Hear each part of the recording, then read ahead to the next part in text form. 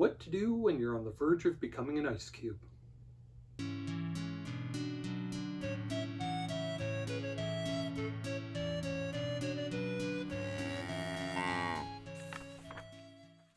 Hi everyone, I'm Jacob. I'm the CowHatLibrarian. And this was an interesting one, and it's a very timely one.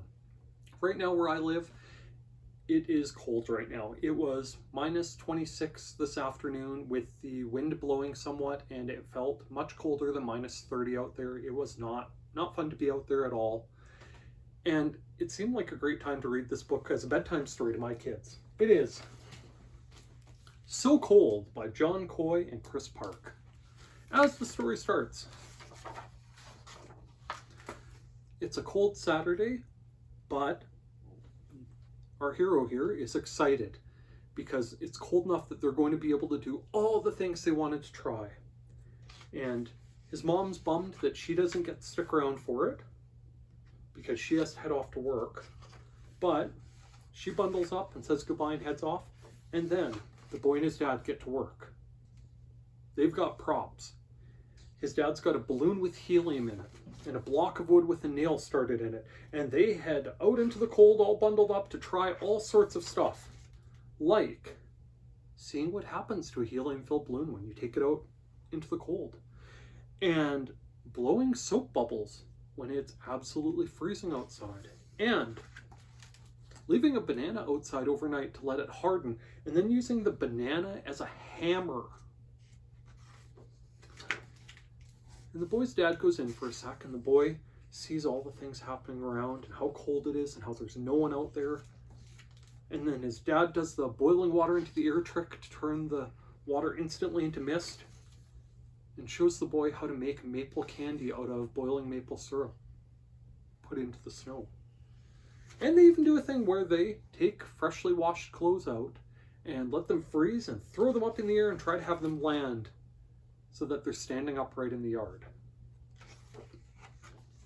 And the story ends with the boy and his dad heading back inside and enjoying some better cold weather stuff, like sitting in front of a fire and drinking hot chocolate. And it ends with a list of things to try to do when it is so cold.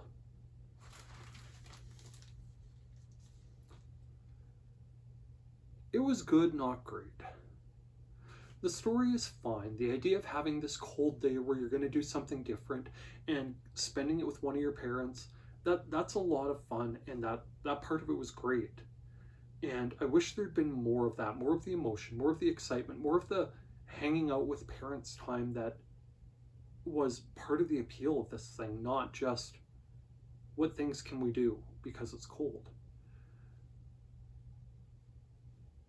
And I liked the art style. It was just nice and colorful, and it really did make things feel cold. The sort of almost crayon-y art was cartoony and fun. I really liked the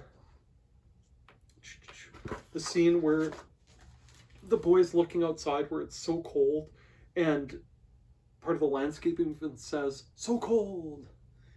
And just the houses buried in snow and the city off in the distance and the car buried in snow and the trees and so on. It feels very, very wintry, very, very cold.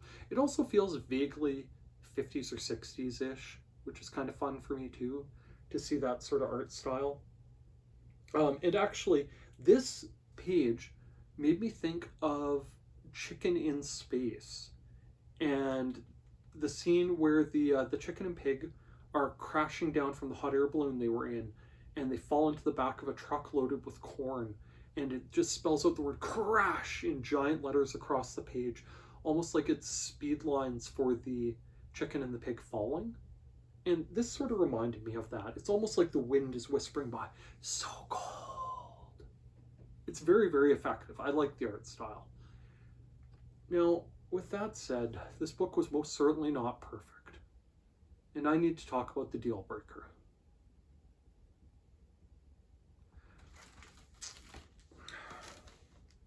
The deal breaker is simply this.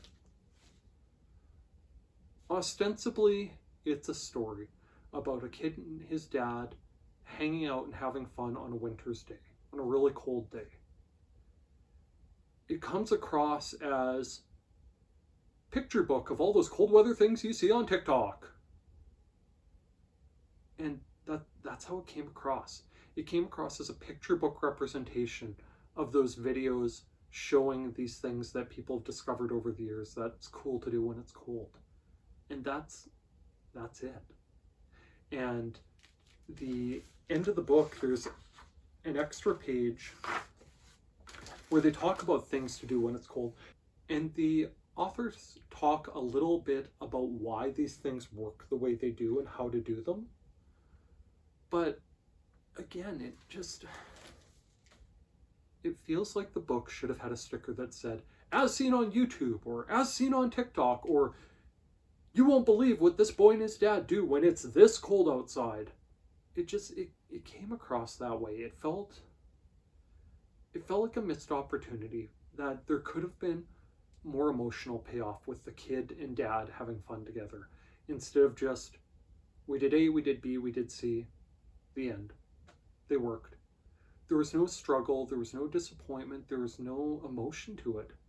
It was just, hey, we set out to do these things that we saw online. Done.